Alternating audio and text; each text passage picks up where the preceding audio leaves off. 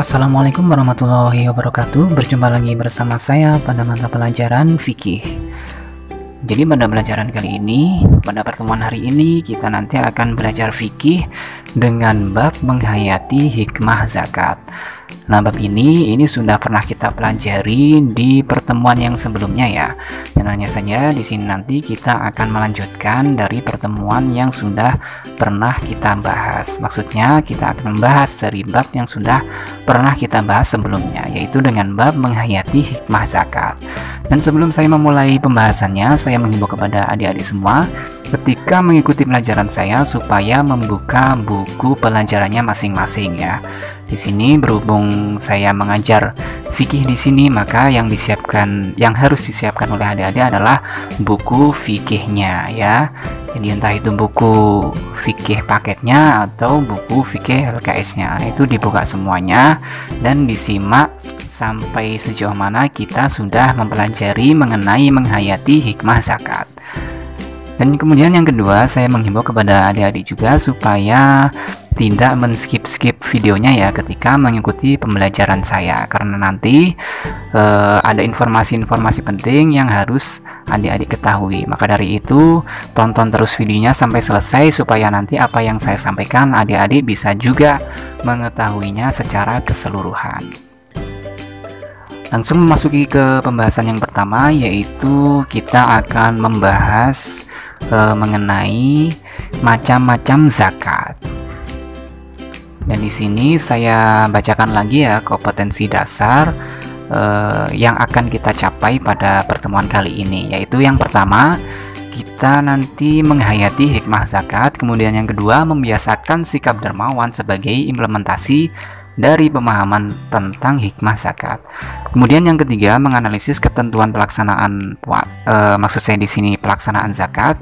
Dan yang keempat, yaitu mendemonstrasikan pelaksanaan zakat.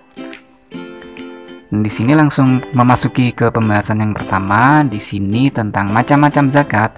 Ya, pada pertemuan kali ini nanti kita akan membahas mengenai zakat fitrah terlebih dahulu. Dan macam-macam zakat ini sebenarnya ada dua ya. Jadi yang pertama ada zakat fitrah, kemudian yang kedua ada zakat mal. Namun pada pertemuan kali ini kita nanti akan membahas mengenai zakat fitrah terlebih dahulu. Kemudian zakat fitrah itu apa sih? Ya, jadi zakat fitrah di sini itu adalah disebut juga zakat nafs. Dan menurut istilah, zakat fitrah itu adalah zakat yang dikeluarkan oleh setiap muslim, baik laki-laki maupun perempuan, anak kecil maupun dewasa, orang yang merdeka maupun hamba sahaya pada akhir puasa bulan Ramadan, untuk membersihkan diri atau keluarga yang menjadi tanggungannya. Itu adalah pengertian zakat fitrah secara bahasa dan secara istilah. Menuju ke pembahasan selanjutnya, di sini ada tambahan ya terkait penjelasan mengenai pengertian zakat. Di sini Nabi Muhammad SAW menyebut zakat fitrah ini sebagai zakat fitri. Dan kata fitri sendiri itu berasal dari kata aftoro yang artinya makan pagi. Maka dari itu, waktu yang paling afdol untuk mengeluarkan zakat fitrah itu adalah setelah terbenamnya matahari di akhir bulan Ramadan hingga menjelang sholat Idul Fitri. Itu adalah penjelasan mengenai zakat baik secara maksud saya di sini penjelasan mengenai zakat fitrah baik secara bahasa maupun secara istilah. Kemudian pembahasan yang akan kita pelajari di sini yaitu syarat wajib zakat fitrah. Nah, syarat wajibnya itu apa saja? Yaitu yang pertama, Islam. Kemudian yang kedua, mempunyai kelebihan makanan untuk sehari semalam bagi seluruh keluarganya pada waktu terbenam matahari dari penghabisan bulan Ramadan. Kemudian yang ketiga di sini adalah orang-orang yang bersangkutan hidup dikala matahari terbenam pada akhir bulan Ramadan. Dan di sini maksudnya menjelang waktu maghribnya malam Idul Fitri. Ya, seperti itu ya, itu adalah syarat-syarat wajib zakat fitrah. Yaitu ada 3 macam ya di sini ya. Jadi bisa diperhatikan lagi supaya nanti adik-adik bisa mengetahuinya secara keseluruhan dan bisa memahami dari apa yang saya sampaikan. Kemudian pembahasan selanjutnya di situ adalah maksud saya di sini ada syarat wajib zakat fitrah ya. Ini lanjutan dari slide yang sebelumnya, yaitu di sini disebutkan bahwasanya zakat fitrah untuk tiap-tiap jiwa, maksudnya di sini untuk setiap orang atau individu per individu itu adalah 1 sok ya. Jadi 1 sok ini adalah timbangan di dalam bahasa Arab ya di situ ya. Jadi apabila di situ dijadikan kilogram, 1 sok itu sama dengan 2,305 kilogram. Dan apabila nominal ini dibulatkan itu menjadi 2,5 kilogram dari beras atau lainnya yang menjadi makanan pokok bagi penduduk negeri. Nah, ini adalah ketentuan-ketentuan ya. Ketentuan-ketentuan terkait zakat fitrah yang dikeluarkan. Jadi saya ulangi lagi, setiap individu itu wajib mengeluarkan 1 sok atau jika dikilogramkan itu menjadi 2,305 kilogram, dan apabila nominal tersebut dibulatkan itu menjadi 2,5 kilogram. Seperti itu ya. Terus kemudian memasuki pembahasan yang selanjutnya, perlu diketahui juga bahwasanya zakat fitrah dari seorang yang makanan pokoknya itu berupa beras itu tidak boleh mengeluarkan zakat dari makanan pokok lain seperti jagung ataupun gandum. Ini sudah ditentukan di pembahasan sebelumnya ya, bahwasanya zakat fitrah itu adalah kita mengeluarkan harta kita, namun di situ harus berupa makanan pokok ya yang ada di wilayah tersebut atau negeri tersebut. Jadi apabila di situ makanan pokoknya berupa gandum, jadi kita harus mengeluarkannya juga gandum. Jadi tidak boleh mengeluarkan beras. Dan apabila di situ makanan pokoknya semisal jagung, maka kita harus mengeluarkan zakat fitrah berupa jagung yang seberat 1 sok tadi atau 2,5 kilogram. Jadi pada intinya zakat fitrah itu adalah mengeluarkan sebagian harta kita yang sudah ditentukan oleh syariat Islam, yaitu 2,5 kilogram berupa makanan pokok yang ada di negeri tersebut atau wilayah tersebut. Kemudian pembahasan yang selanjutnya yang akan kita bahas di sini adalah rukun zakat fitrah.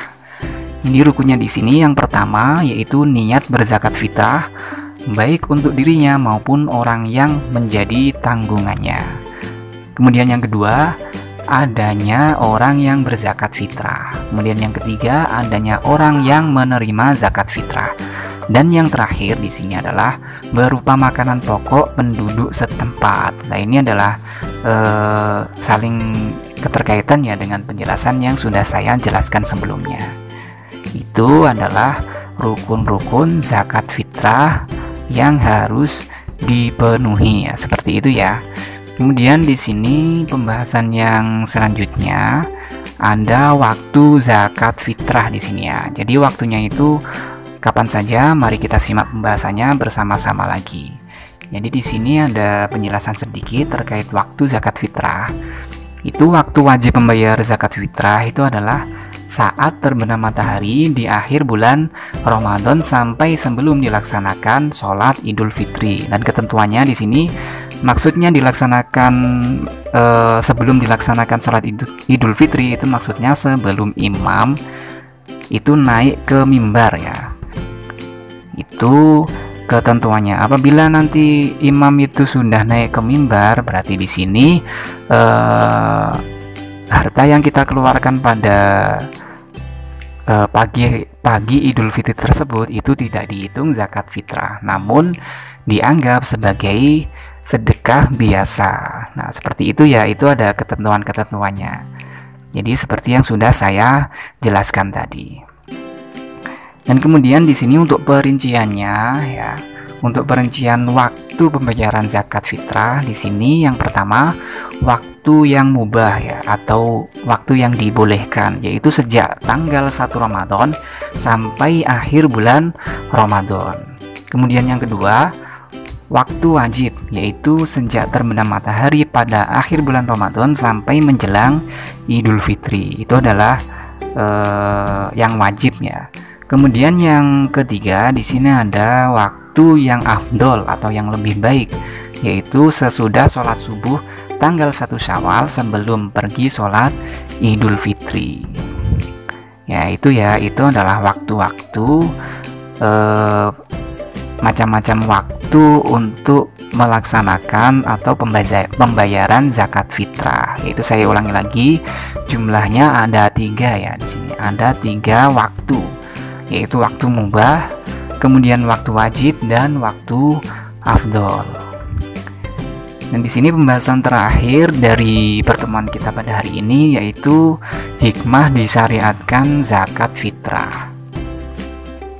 Itu yang pertama, menyucikan orang yang berpuasa dari ucapan-ucapan kotor dan perbuatan yang tidak berguna selama di bulan Ramadan. Itu adalah hikmahnya ya. Kemudian yang kedua, yaitu memberi makanan kepada orang-orang miskin dan mencukupi kebutuhan mereka pada hari raya Idul Fitri. Nah, itu adalah macam-macam atau hikmah dari disyariatkannya zakat fitrah. Jadi apabila umat muslim di dunia ini ya, seluruh umat muslim di dunia ini menunaikan zakat fitrah, itu insya Allah nanti tidak ada orang yang di situ dikatakan ya, tidak maksud saya di sini, apabila di situ semua umat muslim yang ada di dunia ini itu melaksanakan ya atau menunaikan zakat fitrah, maka tidak ada orang miskin lagi, karena di situ apa yang ada pada orang kaya tersebut itu disedekahkan, dan otomatis dari sedekah itu apabila dikumpulkan dan dibagikan kepada orang-orang yang sekiranya tidak mampu, maka angka kemiskinan di dunia ini itu akan semakin berkurang. Jadi kesimpulannya seperti itu. Mudah-mudahan dari pertemuan kita pada hari ini bisa menambah wawasan kita terkait dengan zakat fitrah tersebut. Sekian dari saya. Anda salah kata mohon maaf sebesar-besarnya. Sekian, wassalamualaikum warahmatullahi wabarakatuh.